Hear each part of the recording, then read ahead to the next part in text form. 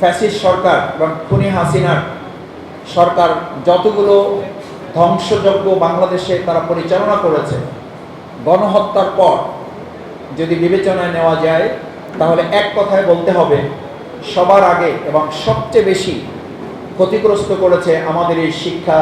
প্রতিষ্ঠান, শিক্ষা জগৎ এবং শিক্ষার নীতিমালা চূড়ান্তভাবে তারা ধ্বংসের দ্বারপ্রান্তে রেখে গেছে। সেরকম একটি প্রেক্ষিতে অন্তর্বর্তীকালীন সরকারের কাছে গণঅভ্যুত্থান পরবর্তী বাংলাদেশের জনগণের প্রত্যাশা ছিল এই অন্তর্বর্তীকালীন সরকার এবং সরকারের সম্মানিত শিক্ষা উপদেষ্টা এবং তার সাথে যারা কার্যক্রম পরিচালনায় ভূমিকা পালন করছেন তারা এই বিষয়ে মনোযোগ দিবেন এবং জনগণের দৃষ্টিভঙ্গি, চিন্তা, পরিকল্পনা, দর্শনকে সামনে রেখে এটাকে তারা রিকনস্ট্রাকশন করবেন, রিফর্ম করবেন, সংস্কার করবেন। সেই জায়গায় বরং আমরা উল্টো লক্ষ্য করেছি যে শিক্ষা কমিশন তারা মানুষের সামনে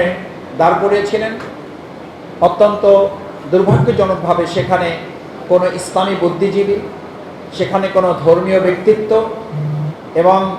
ইসলাম সম্পর্কে, বিভিন্ন ধর্ম সম্পর্কে যারা বিশেষভাবে অবগত সেরকম কাউকেই না রেখে একটা কমিশন তারা জাতির সামনে অত্যন্ত তামাশার মতো করে পেশ করেছিলেন, যা পরবর্তীতে এই দেশবাসী ঘৃণা বলে প্রত্যাখ্যান করেছিল। পরবর্তীতে আমরা লক্ষ্য করলাম অন্তর্বর্তীকালীন সরকার শিক্ষার মতো গুরুত্বপূর্ণ বিষয়ে সংস্কারের বিশেষ উদ্যোগ গ্রহণ করার পরিবর্তে তারা আমাদের জায়গায় ধর্মীয় শিক্ষক বা ইসলামী শিক্ষার নীতিমালায় শিক্ষক নিয়োগের পরিবর্তে তারা নাচ, গান এ সমস্ত শিক্ষা নিয়োগের জন্য তারা প্রাথমিকভাবে নির্দেশনা দিয়েছে। আজকে তার প্রতিবাদে আমাদের দেশের সকল ধর্মপ্রাণ সংগঠনগুলো, সামাজিক প্রতিষ্ঠানগুলো যে যেখান থেকে দায়িত্বের অংশ হিসাবে আজকের এই সর্বদলীয় ইসলামী শিক্ষা রক্ষা জাতীয় কমিটি তারা বারবার বসে বিভিন্ন চিন্তা পরিকল্পনা সামনে রেখে আজকে বেশ কিছু কর্মসূচি সামনে হাতে নিয়ে প্রাথমিকভাবে আজকের এই প্রেস ব্রিফিংয়ের আয়োজন করা হয়েছে। প্রেস ব্রিফিংয়ের মাধ্যমে যে কথাগুলো আমাদের নেতৃবৃন্দ সাংবাদিক ভাইদের মাধ্যমে জাতির সামনে তুলে ধরবেন, বিশেষ করে অন্তর্বর্তী সরকারের যারা দায়িত্বে আছেন তাদেরকে যে আহ্বান জানানো হবে, আমরা মনে করি এই আহ্বানের মাধ্যমে একটা যথাযথ উদ্যোগ এবং তড়িৎ অগ্রাধিকারের ভিত্তিতে তারা কার্যকর পদক্ষেপ গ্রহণ করবেন।